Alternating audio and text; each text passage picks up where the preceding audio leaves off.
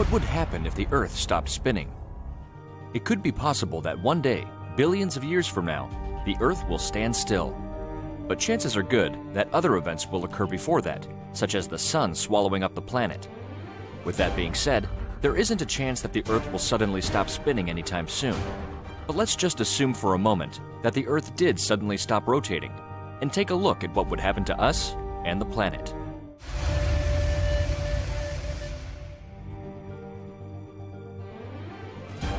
Our planet spins at its equator 1,000 miles per hour as it orbits the Sun.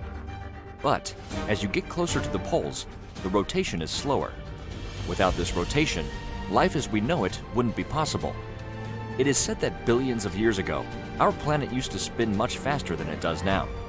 In the beginning of our young solar system, an unknown planet or large celestial body collided with the Earth, and in that collision, the Earth's alignment and rotation were changed, and the Moon was formed.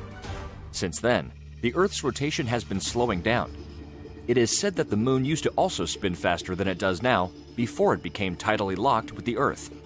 Tidal locking is the name given to the situation when a moon or planetary object's orbital period matches its rotational period. Coincidentally, it is the same fate that affects every single large moon orbiting a planet. A great example of this is our own moon. In our early solar system, both the Earth and the Moon rotated independently of each other, but the Earth's gravity grabbed onto the tidal bulges and slowed down the rotation of the Moon. To compensate for the loss of momentum in the system, the Moon drifted away from the Earth to its current position, about 230,000 miles away.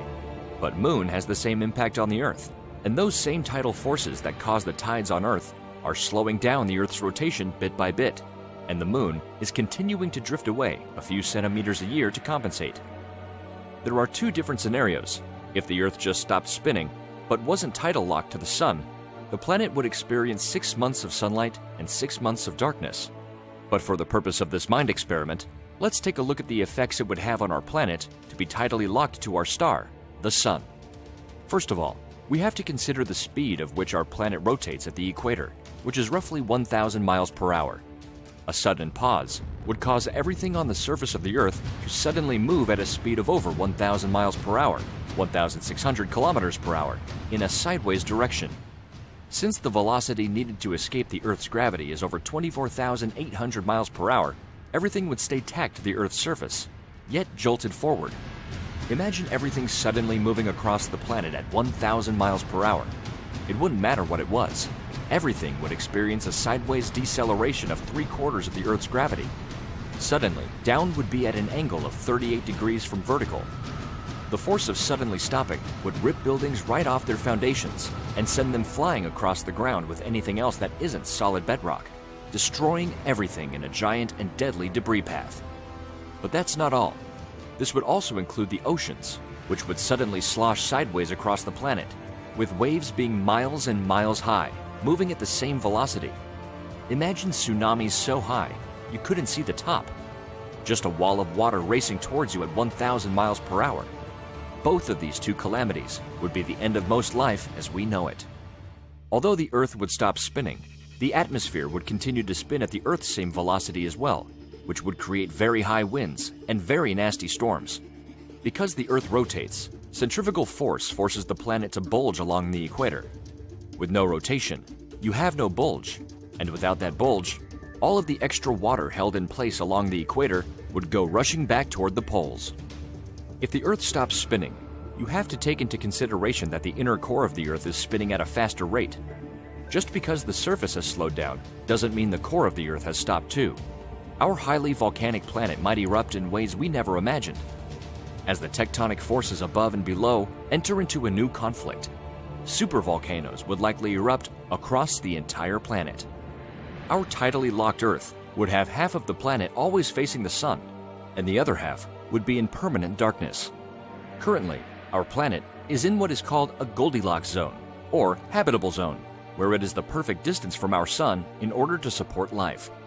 There might still be places on Earth where the climate would be habitable, but on the two extreme sides, it might prove difficult for life to survive, assuming that anything survived the previous catastrophes.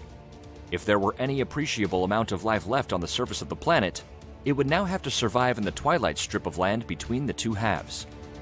we are far enough away from our star that the part of the Earth that would be facing the Sun wouldn't start to burn or turn to ashes overnight.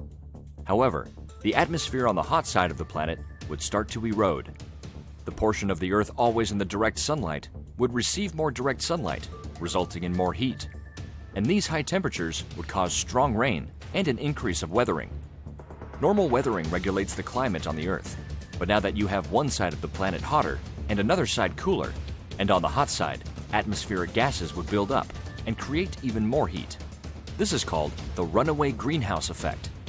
Clouds of gas could significantly increase the temperature so that the oceans would boil, much like what has happened to Venus. The middle of the planet facing the Sun on its equator, or the substellar point, would end up so hot that almost nothing could survive. The cold side of the planet, on the other hand, would have a different situation. The loss of the Sun's heat on the dark side of the Earth would turn the atmosphere into a dense gas, then condense into a liquid, and then further condense into solid ice. Of course, it is doubtful that the atmosphere on the dark side of the planet would turn into a solid form. Instead, it would keep condensing and creating a vacuum, which would pull air from the hot side of the planet, where the gases in the atmosphere would be expanding. With this happening, it might be possible that the atmosphere would make the planet livable, but the storms that would come from this exchange of hot and cold air would be unimaginable. There would be superstorms on both sides of the planet, with wind being strong enough to strip the very rock and erode it into sand. The next thing that would likely happen is that the magnetic field of the Earth would stop regenerating and slowly decay over time. The reason for this is because the magnetic field of the Earth is generated by a dynamo effect that involves its rotation. Our magnetic field plays a huge role in keeping our atmosphere intact, and this magnetic field also protects the Earth from cosmic rays. Where would this leave humanity? We are a very adaptable species that has seemed to survive other catastrophes, and even though we have powerful technology, being able to survive on a planet that has stopped spinning and is tidally locked to the Sun would be a great challenge. We would be able to control our environment to a degree by moving underground, but growing food in such conditions may be difficult. However, you shouldn't worry about this happening anytime soon, as physicists have predicted it would be 1 billion years from now at the current rate. Let us know what you would do and how you would face these new challenges in the comments below.